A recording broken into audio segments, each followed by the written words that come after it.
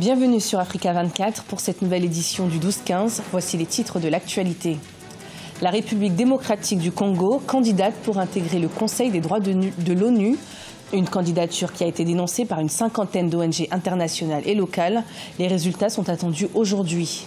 Au Rwanda, le secteur de l'élevage porcin est en plein essor.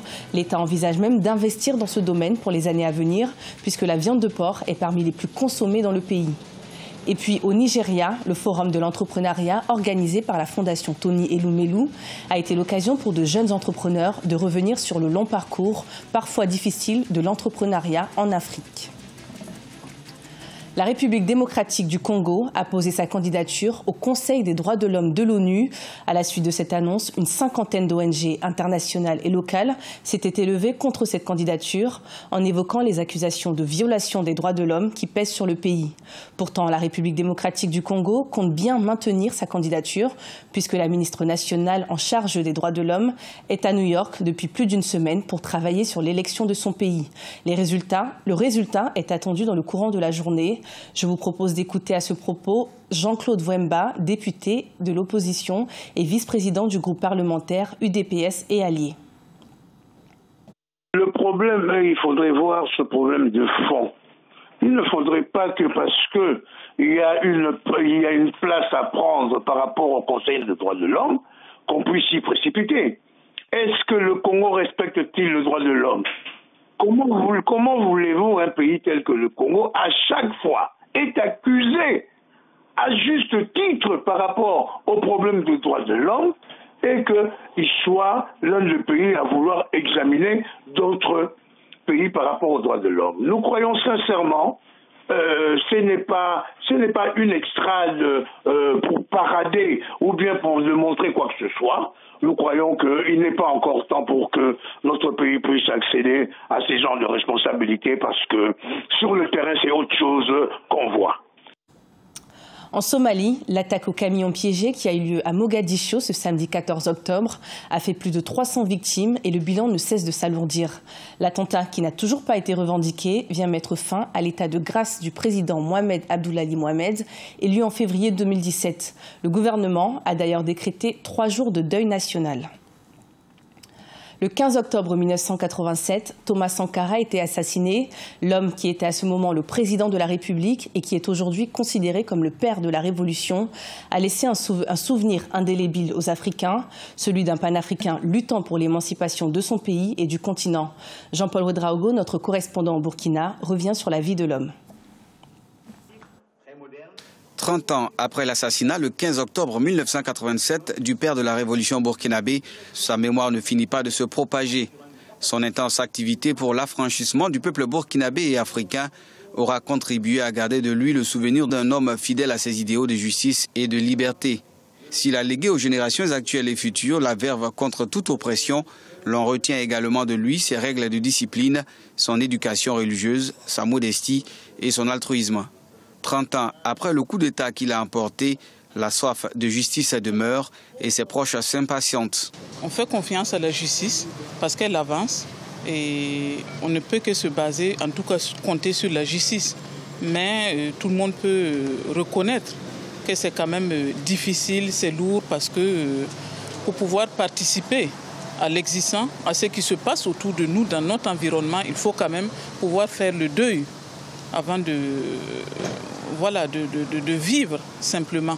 Lorsqu'il est nommé secrétaire d'État en 1980, il s'était illustré en fixant sa résidence dans un quartier populaire de Ouagadougou. Ce train de vie lui convenait parfaitement au point qu'il était parvenu à l'imposer aux Burkinabés. Pour combattre la corruption et l'embourgeoisement, Thomas Sankara n'avait pas hésité à montrer lui-même l'exemple avec les membres de son gouvernement en renonçant à nombre de privilèges dus à son rang de président. Il se déplaçait fréquemment à vélo et conduisait sa modeste voiture, une Peugeot 205. Pour ses anciens collaborateurs, Thomas Sankara était simplement un militaire et un homme politique qui n'avait jamais oublié ses racines. Il a vécu dans le milieu pas tellement différent de ce qu'il aurait été s'il était resté au village. Il était très accueillant, très sociable et puis bon, il a duré avec le chef de canton de sorte qu'il était très connu. De sorte que Thomas à côtoyer presque, si vous voulez, la misère. Je dis la misère parce que le salaire d'un gendarme, c'était pas grand-chose, même si c'était un salaire, mais c'était le taux et puis voilà. Défendant l'idéal selon lequel l'homme public était appelé à incarner la bonne exemplarité, Thomas Sankara a apporté d'innombrables valeurs, des valeurs sans doute qui lui ont permis d'imposer de nouvelles mentalités aux Burkinabés à travers notamment la culture de consommation local, de la justice, de l'égalité et de la solidarité. C'est officiel, un second tour sera organisé pour l'élection présidentielle au Libéria. À la suite du scrutin du mardi 10 octobre 2017, le sénateur et ex-gloire du football, George Weah, est arrivé en tête avec 39% des voix, suivi de près par le candidat et ancien vice-président Joseph Boakai, qui comptabilisait 29,1% des voix. Les deux candidats s'affronteront lors d'un second tour qui aura lieu dans un délai de 2 semaines. Au Rwanda, l'élevage de porc devient de plus en plus rentable. Alors que la viande de porc compte actuellement parmi les plus consommées dans le pays, les autorités rwandaises ont annoncé l'injection de 13 milliards de francs rwandais pour moderniser l'élevage porcin et améliorer la chaîne de valeur à l'horizon 2024. Reportage de Fraterne Dakiaï Senga. Jean-Claude Chirimumu pratique l'agriculture et l'élevage d'une façon professionnelle depuis 2009. Il a quitté son emploi pour se consacrer à temps plein à ses activités, notamment l'élevage des porcs. De 5 bêtes en 2009, il possède en moyenne 600 bêtes avec 200 autres qu'il doit vendre chaque trimestre. Sa ferme se situe dans le secteur de Kageyo, district de Gicumbi au nord du Rwanda, à 55 km de Kigali. Nous faisons le croisement génétique d'une race locale connue sous le nom de Piétrain et le Landrace que j'ai importé de la Belgique.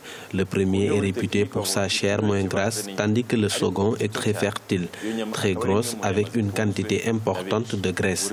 Leur croisement fait une bête à viande très appréciée localement et au niveau mondial.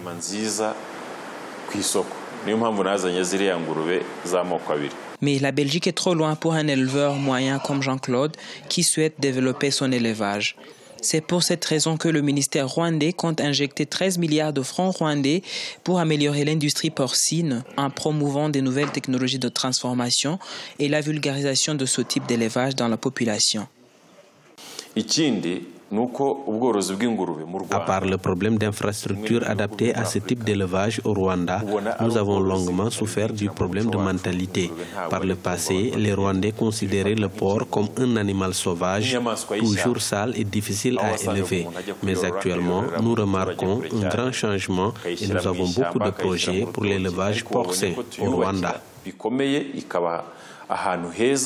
Grâce à des projets comme la création d'un grand centre d'insémination artificielle et de recherche porcine, le ministère rwandais de l'Agriculture et des Ressources animales veut augmenter la production porcine de 20 000 tonnes actuellement à 68 000 tonnes par an au cours des 5 prochaines années. Lagos, la capitale économique du Nigeria, a accueilli du 13 au 14 octobre 2017 la 3e édition du Forum des jeunes entrepreneurs du continent. Cette initiative, lancée par la Fondation Tony Elumelu, a été l'occasion pour les jeunes entrepreneurs d'exposer leurs inquiétudes de financement, d'accès au marché et d'appui des leaders politiques. Reportage d'Oliva Diacotan. La dynamique entrepreneuriale est sur une pente ascendante en Afrique ces dernières années selon plusieurs spécialistes. La Zambie, le Nigeria, le Kenya et l'Ouganda sont dans le top 4 des meilleures nations africaines dans ce domaine d'après des experts. Le Cameroun et la Côte d'Ivoire sont également de bons exemples chez les francophones. Mais qu'on soit francophone ou anglophone, les défis de la jeunesse entreprenante restent les mêmes. Nous n'avons pas un problème de texte en Afrique, mais un problème d'application des lois. Il est plus important d'avoir des programmes d'application des lois. La distribution et l'accès aux différents marchés restent encore des défis majeurs d'actualité pour nous les jeunes entrepreneurs. L'actuel vice-président du Nigeria, Yemi Osinbajo, a participé aux 3 éditions du Forum des jeunes entrepreneurs africains de la Fondation Tony Elumelu. Ce 14 octobre 2017, il a encore réitéré à la jeunesse la volonté des dirigeants du continent d'accompagner leurs actions de développement. De l'agriculture au TIC, la mode, l'hôtellerie, en passant par l'énergie, l'industrie, sans oublier le divertissement, on vous retrouve partout grâce à vos talents et innovations. Nous allons toujours accompagner les efforts de la Fondation Tony Elumelu pour votre bonheur, chers jeunes.